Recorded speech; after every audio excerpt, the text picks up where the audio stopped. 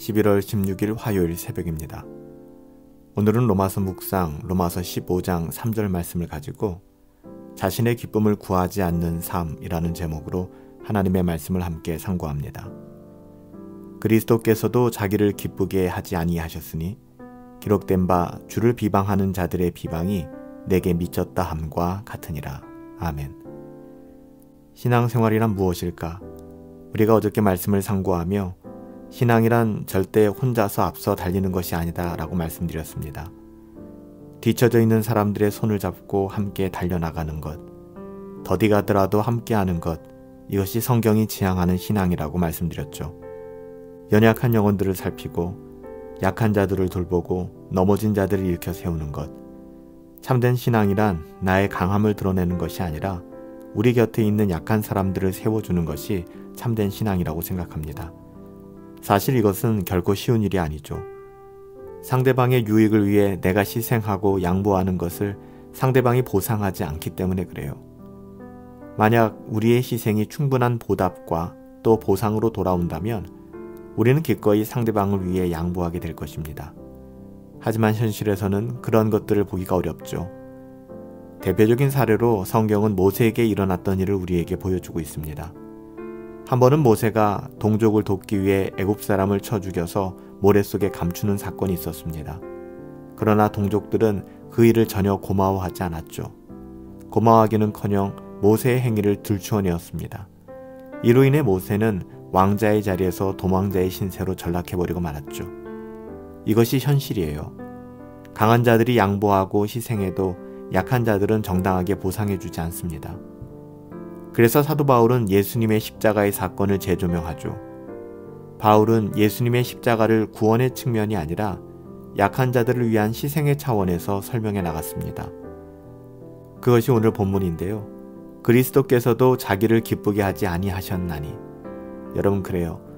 예수님은 자기를 기쁘게 하지 않으셨습니다. 자신의 기쁨을 구하지 않으셨죠. 예수님은 죄인들을 구원하시기 위해 철저히 자신을 희생하셨습니다. 그 대가는 무엇이었을까요? 잘 아는 것처럼 사람들은 도리어 예수님을 비방했고 예수님을 조롱하였습니다. 심지어 십자가에 못 박아 죽여버리고 말았죠. 하지만 이 예수님의 모습, 이것이 우리가 따라야 될 모범입니다. 신앙이란 자기를 기쁘게 하는 게 아니에요. 만약에 신앙이 내 자신을 기쁘게 하고 나의 유익을 구하는 것이었더라면 여러분 그것은 신앙이라고 볼 수가 없습니다. 믿음이라고 볼 수 없는 것이죠.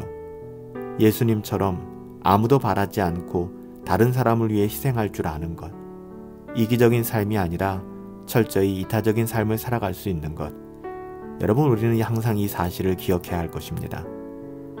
우리가 다른 사람을 위해 양보를 해도 그들은 절대로 고마워하지 않을 거예요. 그래도 우리는 양보해야 합니다. 그것이 예수님께서 앞서가신 길이기 때문에 그래요. 우리가 다른 사람들을 위해 희생해도요, 사람들은 고마워하지 않을 것입니다. 그래도 우리는 희생해야만 합니다. 이것이 바로 예수님을 따르는 길이기 때문에 그래요. 신앙이란 이런 의미에서 바라볼 때 인간적으로 별로 매력적이지 않은 것 같아요. 보상과 보답이 있는 길이 아니기 때문에 그렇습니다. 사실 예수님이 걸어가신 길이 바로 그런 길이거든요. 강한 자들은 마땅히 약한 자들을 위해 양보하고 희생하며 살아가야 하지만 그들에게서 보상과 보답을 기대하지는 말아야 합니다.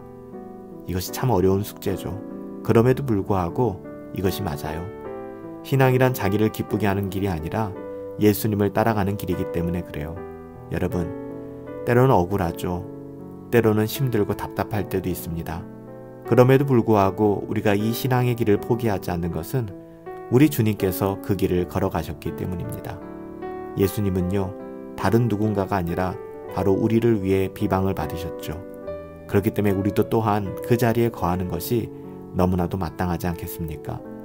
우리 역시 고난을 감수하고 그분의 뒤를 따라야 하지 않을까요? 오늘도 많은 사람들이 신앙에 대해서 오해하고 있는 것 같아요. 신앙은요, 나 자신의 기쁨을 구하는 것이 아닙니다. 그리스도의 마음을 품고 그리스도의 사랑을 가지고 우리가 하나님의 은혜를 흘려보내는 자리에 거하는 것이 참된 신앙이라고 할 수 있을 거예요. 이것이 비록 힘들고 버겁고 때로는 우리가 할 수 없다 여겨지는 길이지만 우리 주님께서 힘주시고 우리 주님이 함께 하시기에 우리가 마땅히 또 자연스럽게 따라갈 수 있는 길이 아닐까 싶습니다.